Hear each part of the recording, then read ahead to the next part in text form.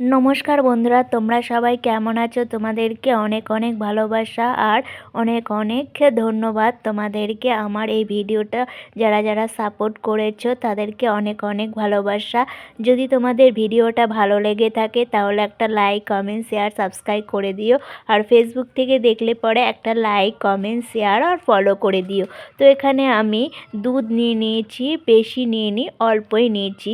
1 cup মতন দুধ নিয়েছি আর এখানটায় আমুল দুধ নিয়েছি। পরিমাণ মতন আমুল দুধ নিয়ে ভালো করে আমি এটাকে সুন্দর করে ফুটিয়ে নিচ্ছি।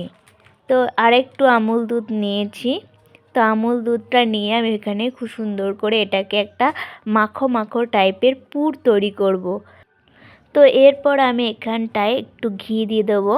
তো ঘি দিয়ে আমি এটাকে সুন্দর করে আস্তে আস্তে জাল দিয়ে একদম একদম শুকিয়ে নেব। তো এইভাবে ঘুরিয়ে ঘুরিয়ে খুব সুন্দর করে আমি আমুল দুধটা দুধের সাথে খুব সুন্দর করে মিশিয়ে নিচ্ছি। তোমরাও এইভাবে সুন্দর করে মিশিয়ে নিতে পারো। তো অনেকেই তোমরা এইভাবে পিঠে খেয়েছো। তো একবার এইভাবে আমার মতন করে পিঠেটা খেয়ে দেখবে খুবই অসাধারণ। আমুল দুধের এই পুরেরটা খুবই সুন্দর হয়েছে, একদম খেতেও অসাধারণ হয়েছে। তো এতে আমি চিনি মিশাইনি।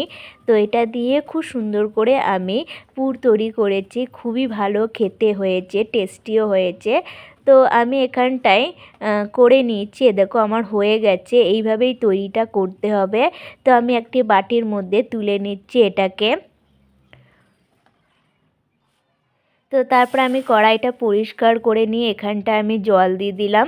এখানে জল দিয়ে আমি এখানে নুন দিয়ে দিলাম। এখানে আমি সামান্য পরিমাণেই নুন দিয়েছি। তো বুঝে শুনেই নুনটা দিতে হবে। তো তারপরে আমি এখানটায় চালের গুঁড়ো দিয়ে দিলাম। তো এখানটায় আমি 2 কাপ মতন চালের গুঁড়ো এখানে অ্যাড করে দিয়েছি। তারপরে গিয়ে আমি খুন্তি দিয়ে ভালো করে এটাকে নেড়ে চেড়ে নিচ্ছি। তো গ্যাসের ফ্লেমটা আমি একেবারে বন্ধ করে দিয়েছি। চালের গুঁড়োটা দেওয়ার পর গ্যাসের ফ্লেমটা বন্ধ করে দিতে হবে। তো আমি এটাকে খুব সুন্দর করে খুন্তি দিয়ে ভালো করে নেড়ে চেড়ে নিচ্ছি। তো মুসুরির দুধ পুলি পিঠেটা খুবই ভালো খেতে লাগে। এটা মুসুরির ডাল দিয়ে বানাবো। তো এখন আমি এই বাটিটার মধ্যে ঢেলে নেব। তো হালকা ঠান্ডা হলে আমি এটাকে হাত দিয়ে ভালো করে সুন্দর করে এইভাবে মেখে নিচ্ছি, মানে একটা ডো তৈরি করে নেব। তো এইভাবে আমি হাত দিয়ে আস্তে আস্তে এই ডোটা তৈরি করে নিচ্ছি। হালকা ঠান্ডা হলেই তবে এটা একটু এরকম করে মেখে নেবে হাত দিয়ে। তো এই রেসিপিটা মানে এই পিঠেটা খেতে খুবই ভালো হয়েছে, খেতে অসাধারণ হয়েছে। তোমরা এইভাবে একবার বাড়িতে ট্রাই করো, দেখবে খুবই ভালো লাগবে। এই পর্যন্ত যারা আমার এই ভিডিওটা দেখছো তারা প্লিজ একটা সাবস্ক্রাইব করে দিও যদি খুবই ভালো লাগে। তো আমি মুসুরির ডালটা সারা রাত ভিজিয়ে রেখেছিলাম। তো সেটাই আমি শিলনোড়ায় বেটে নেব। তোমরা মিক্সচার মেশিনে মানে মিক্সচার গ্রাইন্ডেও এরকম মিক্সড করে নিতে পারো। তো আমি পাটায় বেটে নিচ্ছি। খুব একটা মিক্সড করব না এটা। তো হালকা ধরনের ভাবে এটাকে মিক্সড করব মুসুরির ডালটাকে। তো এইভাবে আমি পাটায় বেটে নিচ্ছি।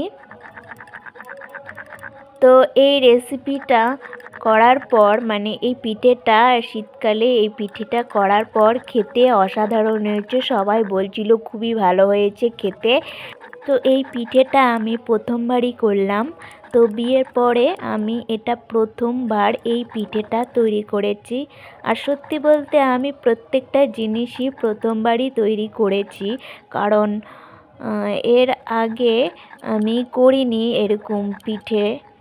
মায়ের কাছে দেখেছি, অনেক পিঠেই দেখেছি, কিন্তু এইভাবে পিঠে আমি কোনোদিনও বানাইনি। তো এই প্রথমবার বিয়ের পরে আমি সব কিছুই নতুন নতুনই করছি।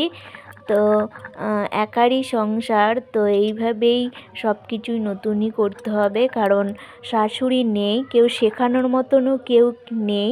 তো মায়ের কাছ থেকেও একটু একটু করে শিখছি ফোন করে করে।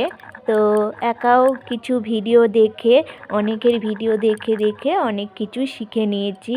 তো যাদের যাদের ভিডিও দেখেছি তারা তো অনেক সুন্দর অনেক কিছুই বানায়, খুবই ভালো লেগেছে তাদের ভিডিওগুলো। আর যারা যারা আমার এই ভিডিওগুলো দেখে সাপোর্ট করছো তাদেরকে অনেক অনেক ভালোবাসা আর থ্যাংক ইউ। আর এত দিন ধরে আমার এই ভিডিওটা দেখছো, তো যারা আমার ভিডিওটা দেখো তাদেরকে অনেক অনেক ভালোবাসা। তোমাদের সাথে কথা বলতে বলতে আমার মুসুরির ডালটা বাটা হয়ে গেছে। আমি এখানে মুসুরির ডালটা পাটায় বেটে নিয়েছি, এই দেখো খুব সুন্দর করে। তোমরাও এই মুসুরির ডালটাকে যদি ভিজিয়ে না রাখতে পারো তাহলেও পরের দিন তোমরা যেদিন পিঠে করবে সেদিন মুসুরির ডালটা কড়াইয়ের মধ্যে দিয়ে সেদ্ধ করে জল ঝরিয়েও পাটার মধ্যে বা মিক্সচার গ্রাইন্ডও পেস্ট করতে পারো। তো আমি এখানটায় যে ডোটা বানিয়েছিলাম চালের দিয়ে, গরম জলের যে ডোটা বানিয়েছিলাম সে ডোয়ের মধ্যেই আমি এখানে মুসুরির ডালটা দিয়ে খুব সুন্দর করে এইটাকে মেখে নিচ্ছি। তো এইভাবেই সুন্দর করে মেখে নিতে পারো তোমরা। এইভাবে অন্য কোনো ডাল দিয়েও করতে পারো, মুসুরির ডাল যে করতে হবে তা নয়, সব ডাল দিয়েও এই রেসিপিগুলো মানে এই পিঠেটা তৈরি করা যায়।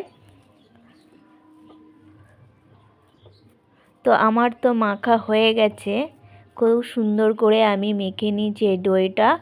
তো তারপরে আমি একটি লিচির মতন কেটে নিয়ে পুর ভরবো, এর মধ্যে একটু গোল গোল করে নেব, গোল করে করে নিয়ে মাঝখানটায় একটু গর্ত টাইপের করে নেব।